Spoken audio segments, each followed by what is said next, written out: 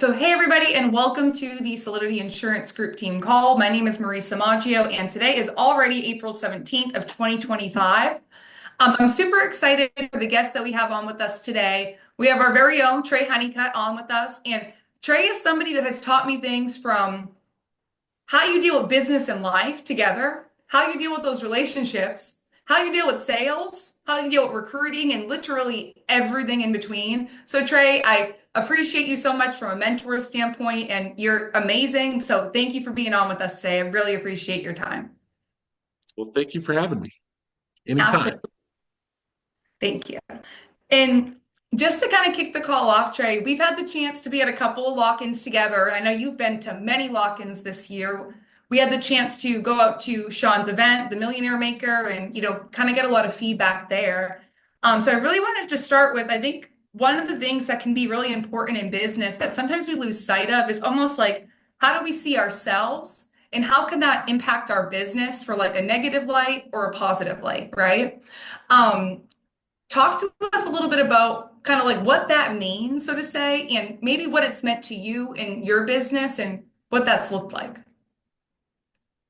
Yeah, well, I think that's a great question. And to piggyback off the Millionaire Maker, um, for those that were there was a great illustration of it. And for those that weren't there, I'll tell you what happened. But there's a difference between confidence and conceit. And people are attracted to confidence, but they aren't attracted to like ego. In fact, ego is just, it repulses people. But that doesn't mean you can't be confident in your unique ability and talent. It's perfectly okay to be like that as long as you don't pretend like you're infallible, like everybody's going to make mistakes. So what happened at the Millionaire Maker event is Sean does a podcast with Chris Carter, who's a Hall of Fame wide receiver from the NFL. And this kid asked this question about like, you're a top 10 wide receiver ever in the NFL. And he goes, wait, like who's above me? And he goes, well, I don't think it's top 10. I thought it was top five. And he goes, well, who do you think is above me? And like he kind of got mad. And so he had to rattle off this list. He's like Jerry Rice. And he goes through the thing.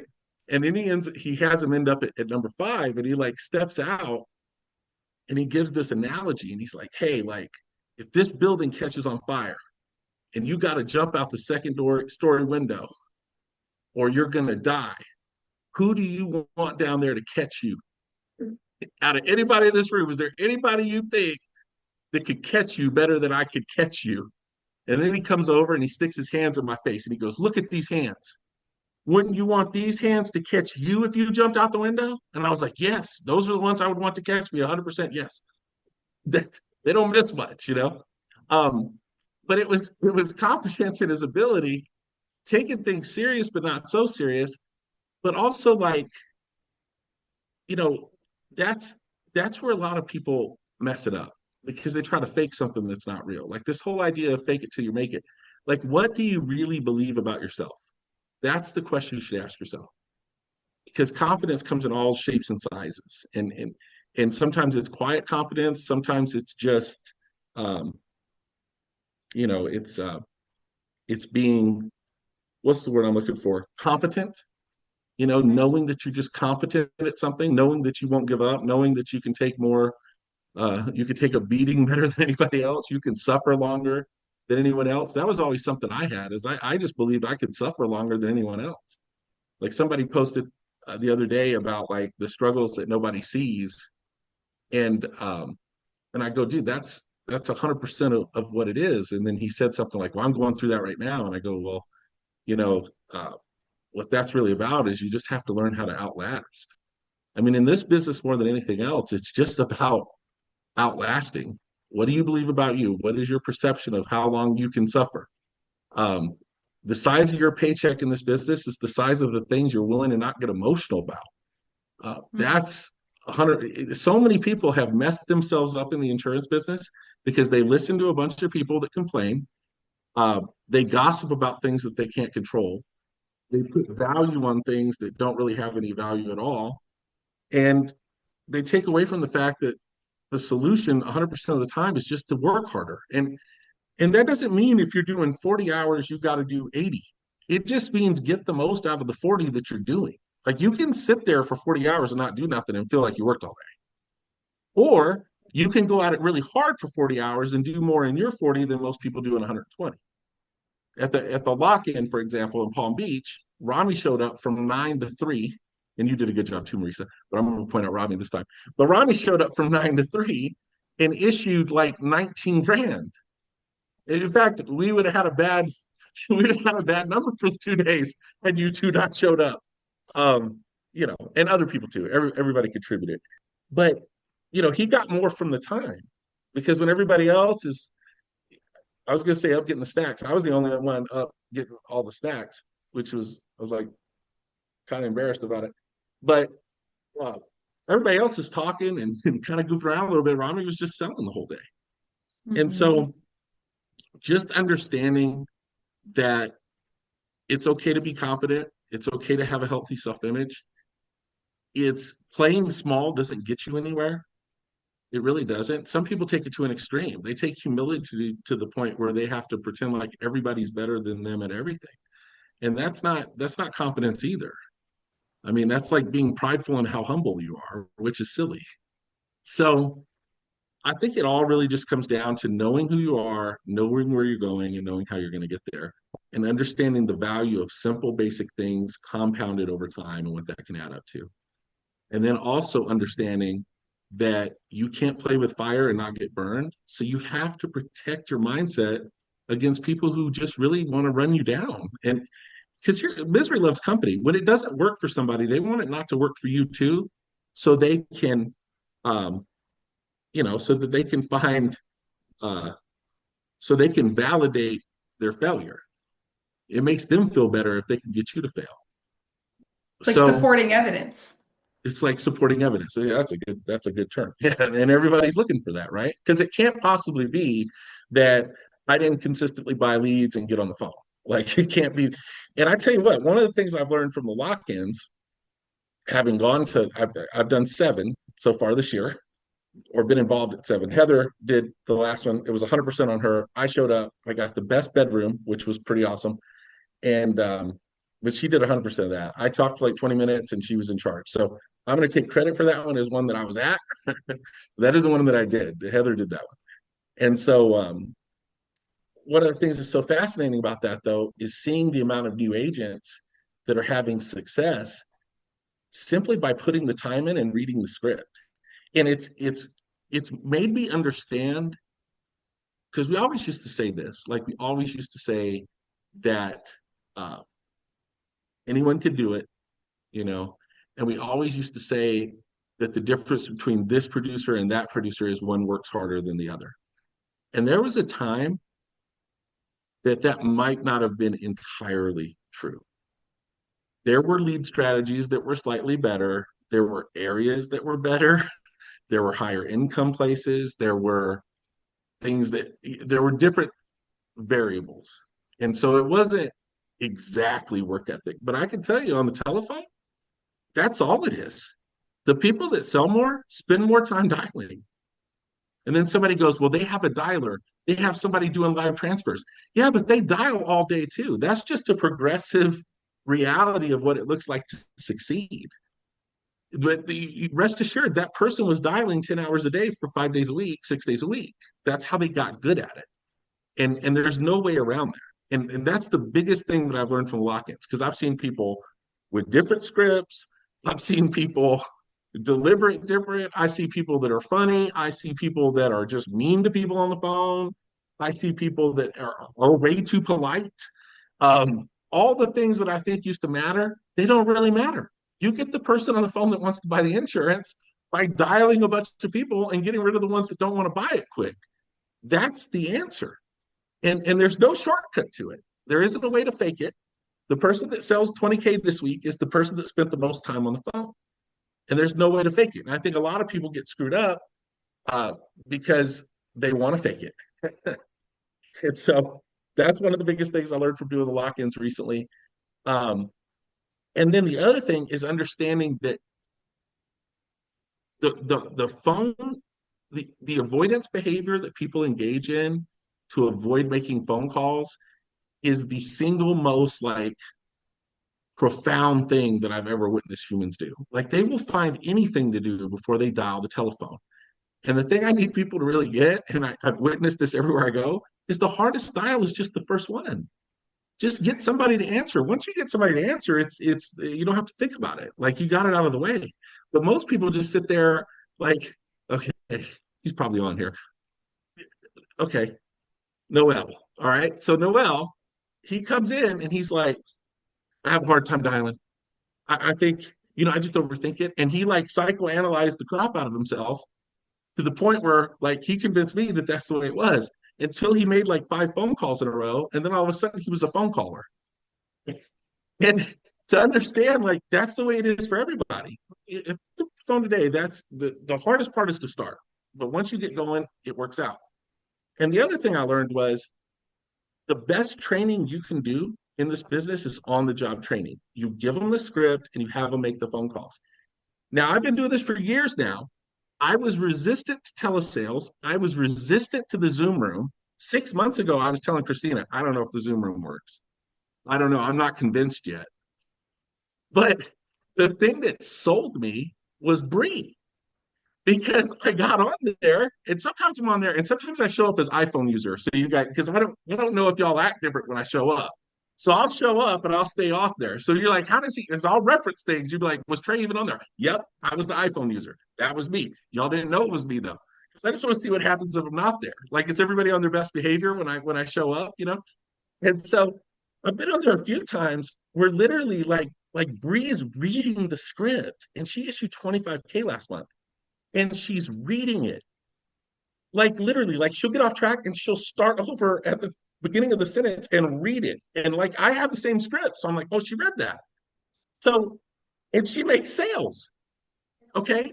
Now, what's amazing about that was most people try to prepare too much, but they don't even know what they need to prepare for because they don't know what they're good at and what they're not good at.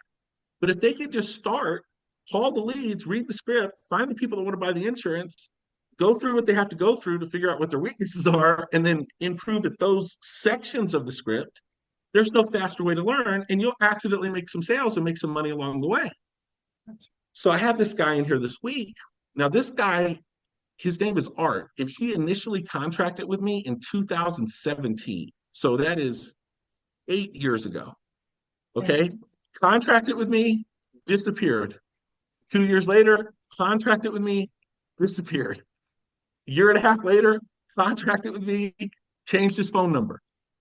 But he's always like on Facebook and he'll like the stuff that I post and stories and stuff. And I'm like, dude, what's going on with Art? So I text him and I'm like, Art, we're gonna give this another run. Next week, I'm gonna buy you $1,000 worth of leads. You're gonna drive to Victorville and you're gonna dial with me all day long. And he goes, okay, what's the office address? And I gave it to him. He's 5 hours away. I I didn't even know he was actually going to come. That's what the conversation was. So when he pulls into town the night before and he goes, hey, is it too late to meet up or you just want me to come to the office? And I'm going, holy crap, he actually showed up. Like I didn't really think that was going to happen. So he shows up. And I'm like, okay, here's what I'm going to do. I'm going to give him the script. I'm going to set some expectations. I'm going to give him about 5 minutes worth of training on expectations. The fact that all the leads aren't going to answer, all the leads aren't going to buy, but out of $1,000 lead investment, we want 5 or 6 to get something. You know, that's what we're looking for. So out of these 125 leads, let's 5 of them. That's what we're going for. So don't get too hung up on the ones that tell you no. Nobody's perfect. I'll give him a thing. He has this, he's like, you want to ask questions. He resisted though. He's like, well, what about this? What about that? So you just need to call him. He's like, okay. So he pulls up his computer, he has the spreadsheet, and he dials the first one. And he dialed for 9 hours. Now, when he started, he was horrible. Like he couldn't even get through the first 2 lines of the script. They were hanging up. It was a disaster. Then it got to where like the intro he was good at. So now they're getting a pin and he's giving his credentials and he's sending his little verified profile thing. And then he's stumbling over the words, but the people are already in it. So they're going along with it. He gets to the financial inventory, forgets to ask them, do they have cancer? They're like, he didn't even ask me if I have cancer. It's $87 a month. I'm going to try it. And then they get declined. So he had, he probably got social security numbers from 11 people in 3 days. Okay. So the first we had Zoom on, but it was on and off. And then like the third day, which was yesterday, because he has a full-time job, he had to go back to his job. So the third day he's on Zoom, right? And I'm like, this is what you're gonna do when I'm not here. You're gonna unmute. But Bree was doing presentations in between, and she's kept the script down. And so I had pointed out some stuff that he did, and I'm like, dude, you're talking too fast. Like, it's good that you don't let him talk, but there's times that you need to let him talk. Like, you're afraid to let him say anything because you think they're going to hang up. And then Bree had this one, the one that the guy wouldn't give her a social or whatever, which he didn't have that. He didn't have a single person not giving the social, which was kind of weird. And then she had this other one where she did a miracle and it went through. So, and he kept getting declines because he was trying to get people approved that like had active cancer because he wasn't asking the right, but whatever. But he learned so much because he went through the activity. And then when he started to model somebody that was better at it, like he's taking furious notes. Like, okay, when I set the table, I need to say this because Clint says that, and that's really good. Because what's happening is they're getting declined, and and he's telling me this, like he's having all these breakthroughs. He's like, because they get declined, they really get mad.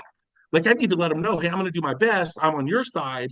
If you get declined, my job is to find you something else. You need to be really honest with me. He's like, I wasn't doing that. And then then Bree did something, and he's like, that's how I need to act that. She's asking that way better than I'm asking that. Like, why don't you go get all your medications? Go get all your medications real quick. He's like, I'm not doing that. I'm afraid to ask for the medications. I need to spend more time on the medications.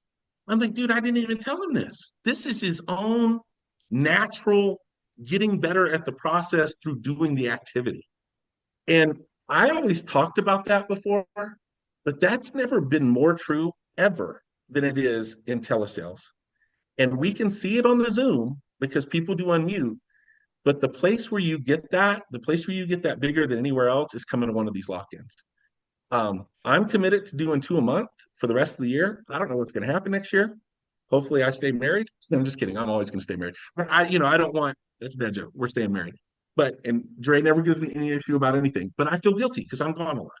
And so I'm committed to doing two a month because I understand the value of sitting next to Pierce and Jaden and having Clint there and then Heather across the table and nobody can mute out. Like like nobody can mute out.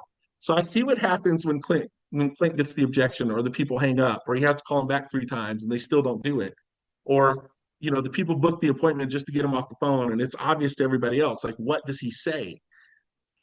There's no better environment to get that. But unless you're engaged in the activity first, you miss all the lessons.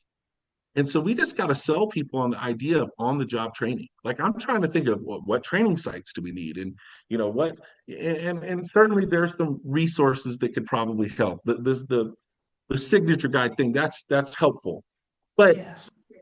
there is nothing better than the on the job training and just understanding that people learn through the activity. They learn by doing, and they get better by doing it again. And if they do it enough, they'll find people to model. And once they find somebody to model, they'll adapt that style and they'll get better. And then they'll become good enough to be worthy of being modeled. And that's the progression of somebody just getting started out to becoming a competent producer, to becoming a top producer, to then becoming a leader that can build a strong organization. And that's never changed. That was the same message that I was telling people in 2015. But now, with the way we do it with telesales, it's so much quicker than it ever was before. Like you can get really, really competent. Like Bree is really competent, but she's not so prideful and egotistical that she doesn't ask for help still. See, that's the other thing. Most people will unmute the first 10 times. Like she's muting and asking for help, unmuted on the Zoom when she's like one of the top producers on the team still. That's really, really good. That's a hard thing. Like when you talk about self perception and self image, most people won't humble themselves to continue to do that because the other kiss of death is they think they know it all already. And so if you could just stay, that's where the humble and hungry t-shirt came from. That's exactly what it's talking about. You know, I think where that really came from was the red belt with the black belt mentality or whatever that Dave Anderson and then Sean turned it into humble and hungry. Um, but anyway, I'm just super impressed, especially with this group. I love the dial team. That's the other thing. You go to these lock-ins, and all of a sudden now the people on the dial team are your friends. Like you want to show up. Like Right. you get a brand new person, like, well, they're just muted, nobody's talking. I'm like, well, just hang out all day. Like they'll talk, like, and then you talk, and then they'll want to talk to you, and it'll be fun, you know? Mm. Like So true. that's how it works. So I And don't know if I Trey, I answered what you asked me, but I just kind no, of you said it. answered it like spot on actually. So I love how you said like like you opened with there's a difference between being confident and being essentially conceited and how that's perceived, right? Having a positive self-image is really important. However, you're going to build yourself up, you got to do it. And then I always come back to this too, and I think sometimes it might make certain people upset, but it's the reality of it, Trey. And you always say it too, is I'm willing to outlast more people than said person is. And like I always will be. That's the plan anyways. So it's like going back to the lock-ins, right? People just sit there and work. Like you're one of two people at the lock-ins. Like and guys, like I'm not hating on anybody. Like you're working, or just like Trey said, like you're building avoidance behaviors that is like so impressive. Like it's like people trying to prepare too much. I have to get my sheet uploaded into the CRM. I have to talk to John about, how his weekend went because him and his girlfriend just broke up. It's urgent. Normally I would never do this. Like you're at a lock-in where you're able to get true feedback and on-the-job training. I think that that's huge when you're a 1099 independent contractor to be able to actually get on-the-job training, right? Like if I started my own, lawn mowing business tomorrow, no one's going to come help me and show me how to mow the lawn. Like, and I'm being honest, guys. Like, I don't know how to do that. No one's going to come show me either. So, like, that's on me. But we have so much support around us that we have walk-ins going on here, there, everywhere. Trey's already been to like 27 of them in the first quarter of the year. Like, you have so many people committed and dedicated to getting out there, not only for them to get better at whatever they're trying to get better at, but for you to get better at what you're trying to get better at.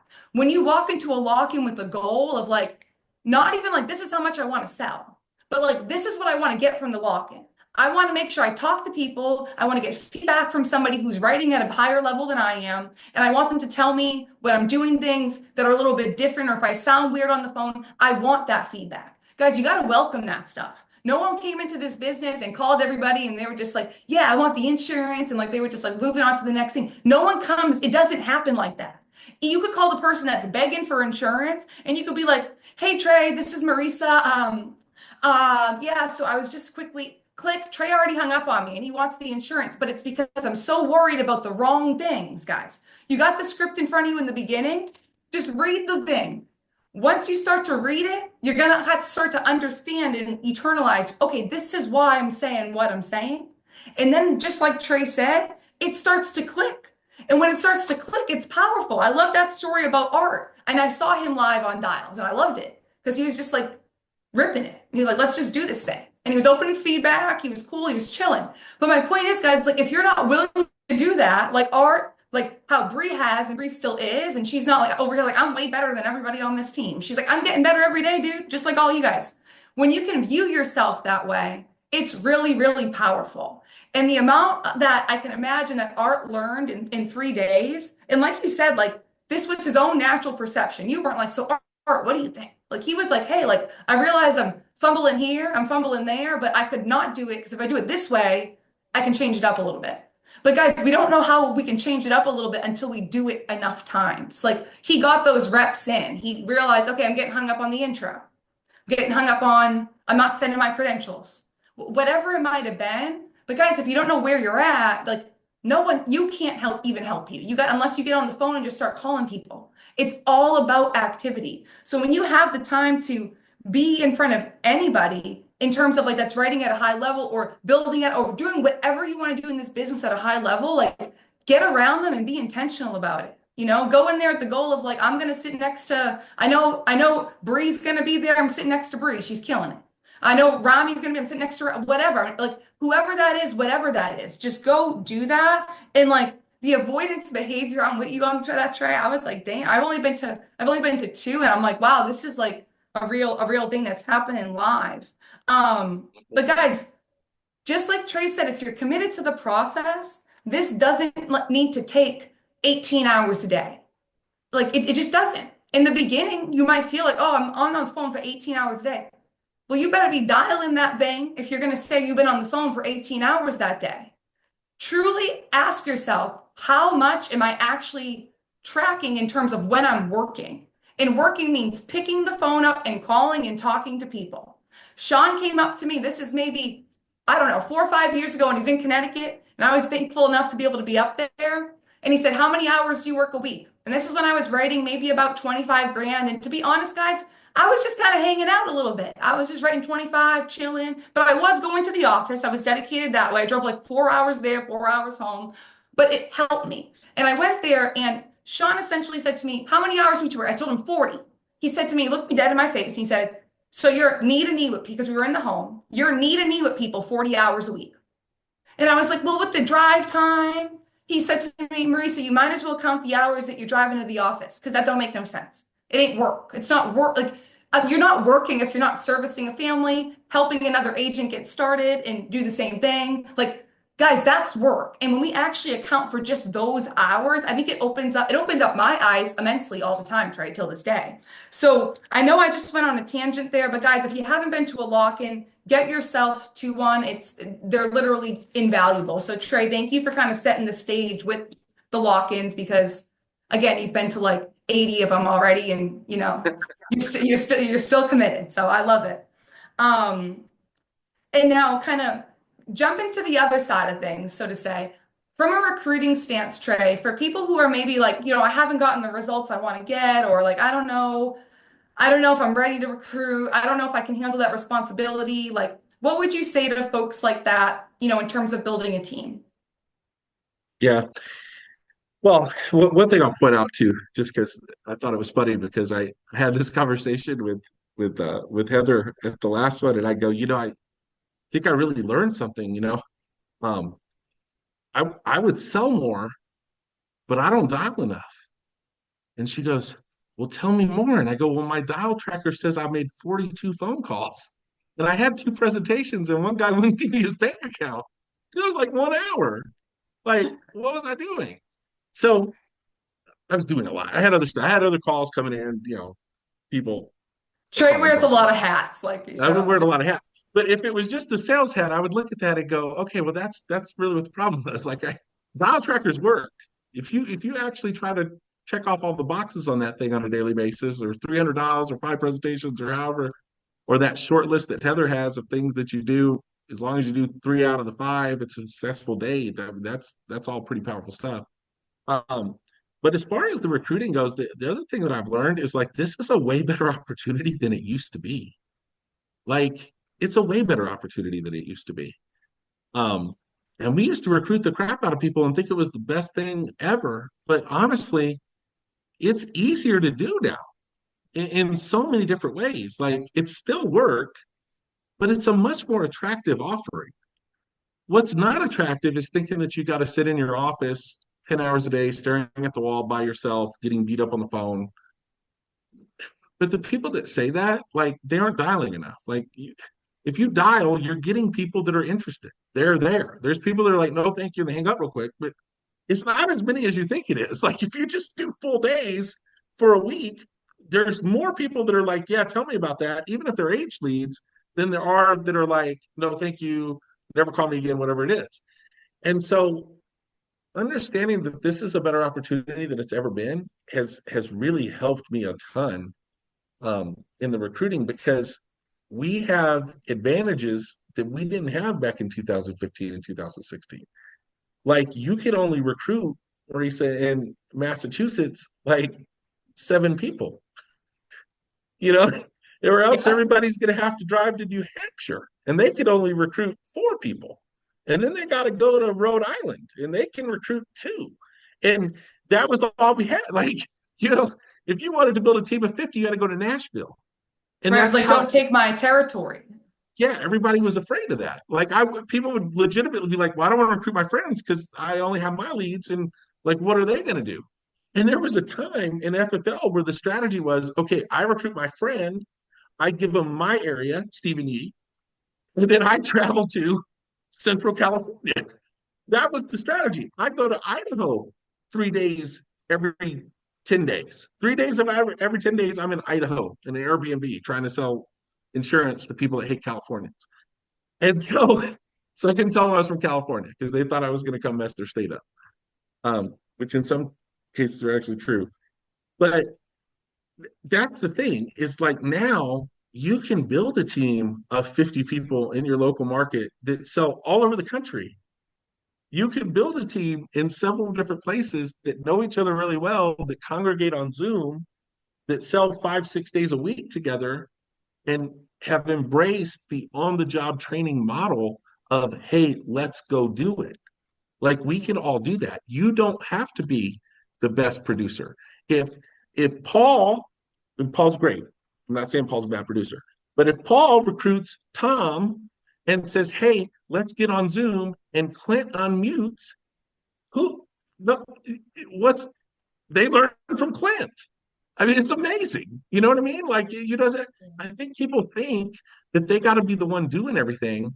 And I always said, hey, leverage the tools around you, leverage the people around you, leverage the environment, allow people that are better to teach everybody how to do it, and then just convey the message that, hey, we're getting better together. I don't have to be. Now, look, if you've been doing it for 4 years and everybody knows you've been doing it for 4 years, you should have some sort of results. You have to have something to point to. But if you're just getting started, you could be any result is a good result. Like I got this guy in Michigan, he just passed his test. He was my Uber driver. He came on. I don't know if you guys noticed him the other day. His name was Brandon. He was here for like 2 hours. And he had his camera off or whatever, and he's listening. He's like, man, I just love this. You know, these guys are great. It's like, this is exactly the environment I need to learn. And like, he's telling me all this stuff. And I'm like, dude, but I wasn't me. I didn't have to teach him nothing. So all you have to do is leverage the system. Yeah. And the answer is like if somebody goes, yeah, if somebody goes, Bree, how are you doing? And she's doing great. Her results are phenomenal. But she could be like, I'm doing okay. I'm learning, but Marisa's been at it for however many years and she's at Hall of Fame, and this is what that means. And I think you could really relate to her story and just get really good at telling everybody else's story. And then when they get on the call, they'll be like, hey, Bree's really killing it. She didn't tell me she was killing it, but everybody else will say, you know, like, hey, you should get on Zoom and learn from Heather. She'll help anybody. She'll give the shirt off her back. She used to be a teacher. She taught Chinese kids English. COVID happened, and then she ended up in this insurance gig, and she was bound and determined to figure it out. Now she's one of the best producers in the whole company, and she's just a mom, like you. Like I just recruited this new girl, Nicole. She's a mom. That's what I told Right. her. She get on live now. Heather's on there. You hear how she does it. She balances all these other things too. So inside just leveraging the environment that we have, there's every tool we need to recruit is already here. Like we just got to get good at telling each other's story. And then we got to get good at reaching out to people. There's a few of us, and we need to expand that group. We need to have our own little group. Risa, Christina, Robin, we have our own little group, but we need to expand to a bigger group for the engagement thing. Because if y'all are posting to your story and sharing Pierce's story about how much he sold and sharing Jaden's story about how much he sold, and you're posting those things to your story, and you have things going on every day on Instagram, when you reach out and start conversations, or you reach out and make friends or follow people or like or comment or say something on one of their reels or whatever, I call that an engagement. And that's really been helping me because all I'm doing is I'm searching for people in other industries and other companies, and I'm just kind of cheering them on, and they're seeing my stuff, and then I pay attention to who watches my stuff, and then I find a way to start a conversation with them that's not weird. That's I just try not to make it weird. But some of y'all, you can be a lot more direct than that. Like for instance, like one of the things I told Marisa, and this goes for all of y'all. This goes for Bree. Bree could do this today. Bree could do it today.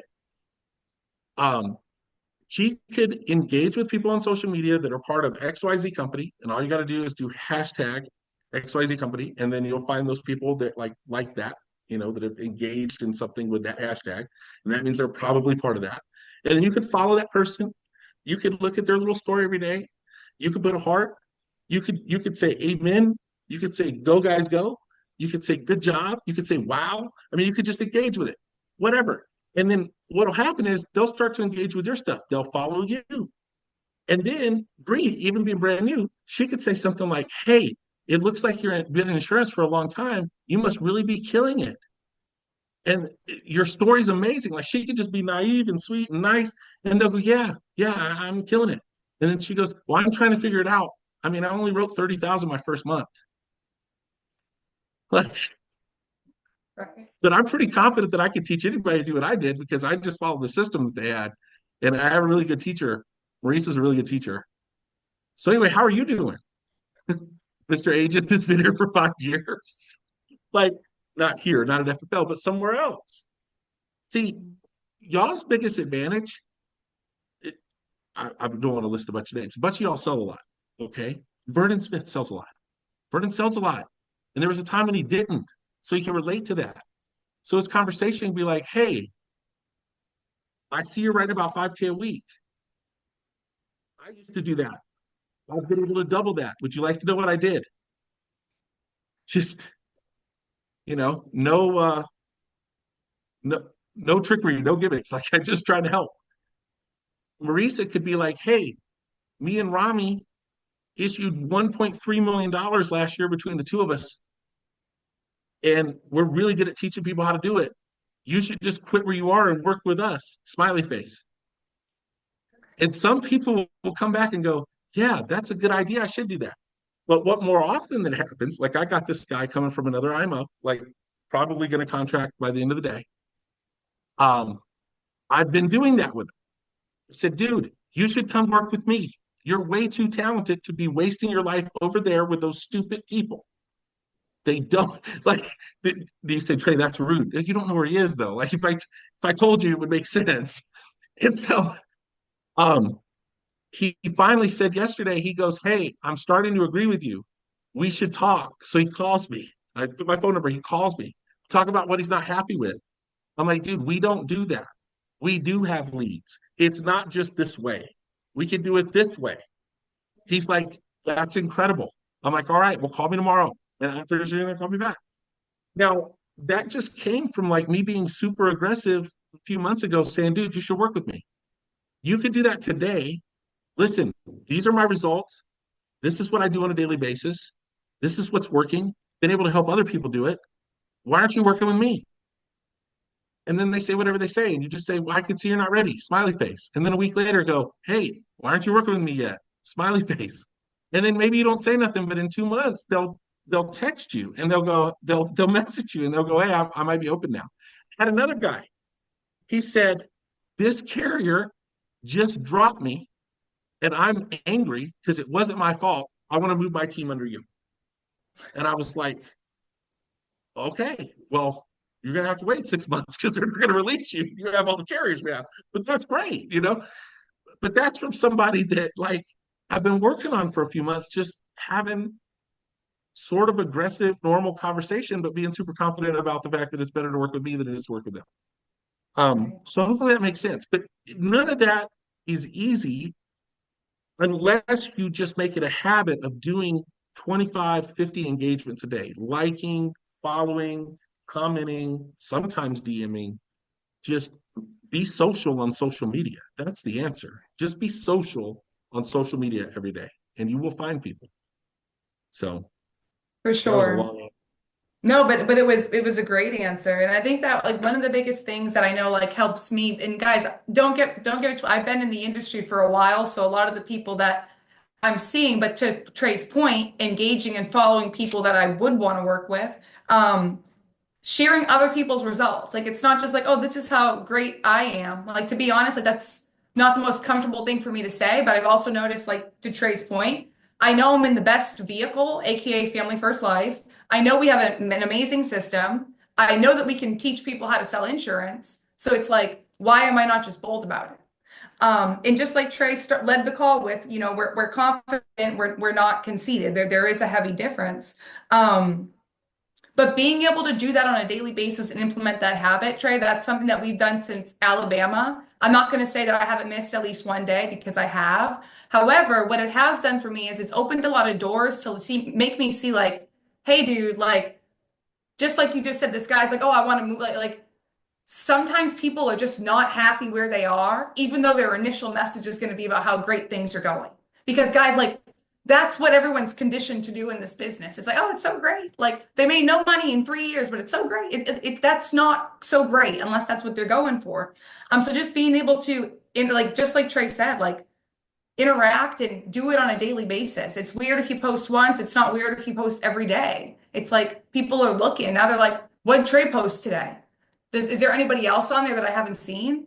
Oh, like, how's Jaden doing? He's doing better than he was last week. Like, you guys don't might not realize it, but like, just like people dissect photos, videos, all that stuff on Instagram, they're doing the same thing on your story. Maybe not everybody. Like, I'm the kind of person who's like, I'm like, people be like, oh, you saw so and so story. I'm like, yeah, I kind of missed that a little bit, but like, most people don't miss that. Okay. Like, most people are honed in for a reason. They're looking for a reason. So, being super confident that this is the best opportunity. And just like Trey said, being social on social media is just going to help you recruit organically people that you actually want to be in business with. So, Trey, you hit this on the head. I appreciate your time. Whenever you talk, I just want to like not talk so that like I just don't miss anything because it's always really good. But I appreciate you guys. Really quick, just like maybe like 2 questions max. Does anybody have any questions for Trey before we have him jump off? Yes, I do have a question. Sorry, So, I'll let you. Can I go just ahead. to Let piggyback Jaden on go the first. recruiting? Oh. Oh, okay. Trey, why should everyone be on your call tonight at 5:30? Well, that's a good question. So Thank you. when it Sorry. goes right on the call, we put somebody in the hot seat and I show them how to recruit their friends. Like the only reason why we do any of this Instagram cold market stuff is so we find people with influence so they can recruit their friends. The Andrew Taylor secret was he recruited people in insurance so they could recruit their friends who were in insurance. That's what it was. Like that's how it goes. Like if you recruit a top producer in pest control, all his friends are top producer in pest control and they knock doors all day and they work 70 hours a week and they're used to traveling. And when you show them telephone, phone script, advanced commissions, leads, they're like, that's the most amazing thing I've ever heard. Like, I wish they did pest control this way. And then they'll get started and then they'll recruit a bunch of people. So the foundation of this is warm market recruiting. It's always going to be the foundation. The only reason to do cold market is to get into somebody else's warm market. So when you get on the call today, you'll see exactly what it looks like to take a brand new person from not engaging people about FFL, taking people from not knowing about FFL to knowing about FFL. You'll see exactly what that looks like. And if you see it enough times, then when you get somebody new, while they're figuring the business out, they'll go recruit a few people. And the best glue in this business to see if somebody's going to succeed is if they recruit someone. It's not how quickly they make a sale. And I've always shied away from saying it that way because I don't want a big team where everybody recruits and nobody sells nothing. Nobody wants that. Nobody wants a team of people that just go to the meeting, nobody sells nothing, and everybody just recruits. But the glue that holds this together is when you recruit your cousin and you want to quit, but your cousin just had a good day and you don't want to Yep. discourage your cousin, so you stick another day. That's the best glue we have for keeping people in the business is getting them to recruit early on. And that way it becomes more about like we're killing it, not I'm killing it. Because there may be a day that you don't kill it, but if everybody else made a sale, it's still a good day. I don't know how to do it any other way. So that's what you're going to learn on the 5:30 call. I do it every week, and I'm just going to be more intentional every week about getting people in the hot seat that want to do it. Like Bree should do it today because she has friends, and she's not going to brag on herself, but we can get them to talk to us, and then we'll tell them how good she's doing, and then they'll listen. So, um, yeah, that's why y'all should be on there. Absolutely. So All right. guys, get on there today. Like what we're gonna post the graphic 5:30. Get on. Even if you've been on, you have if you're it like it just get on to that call. It's invaluable. It truly is. But Jaden, what you got? Yeah, appreciate it. So, for someone like me, Trey, I had a little bit of a slower start, and now things are picking up very quickly within the past 2 weeks. Like, I'm having a hard time keeping up. What is one piece of advice you'd have for me is to not only get to the next level, but just staying organized and just making sure everything is running efficiently? Okay. I'm not a very organized person. I learned a long time ago that I need to stop trying so hard to be organized. Actually, my best talent is getting overwhelmed and just staying that way and letting things fall through the cracks. It's okay to do that. Like if you're overwhelmed right now, just stay overwhelmed for like 6 more months. When you recruit people, the ones that are supposed to stay will stay if you're overwhelmed, even if you're unorganized. When you make sales, the good sales are going to stick, even if you drop the ball everywhere. Now, eventually, now here's the tactical answer that people want to hear. You should hire an admin. It might be too early to do that. I don't know. That was the answer for me. I hired Elaine. Had I not hired Elaine, I don't know what would have happened. Elaine is the best. Okay, I got 2 other employees in the book. Elaine is the best employee I ever had. Um, because she understood that I'm not organized at all. And I never had to tell her to do nothing. She just did stuff to make stuff better. And so um, you don't necessarily have to go hire an admin for that. I mean, there's people around you that'll try to pick up pieces and make it better. But the last thing you want to do is slow down to try to organize it all. That is the kiss of death. That's what keeps people from growing because what they do is they get overwhelmed and they think, God, I'm so unorganized. It's not, this is too much. I'm dropping the ball here and there. And so they'll slow down to get everything in order. They lose all their momentum. They get it back to where it's unorganized and then do the same thing again and lose all their momentum. You just got to keep pushing through it and just go balls to the wall, like nothing else matters. Let the chips fall where they may, make a big mess, allow it to be messy, and keep moving. And if you can do that for 6 more months, you won't recognize your bank account. That's the best advice to have to anybody in the business because I see people all the time who try to slow down and get their ducks in a row. And that's not how you want to do it. Just more leads, more presentations, more pending business, more pending requirements, you know, more follow up. Like you want more of that, more of that. Got Messy, it. messy. Makes So complete sense.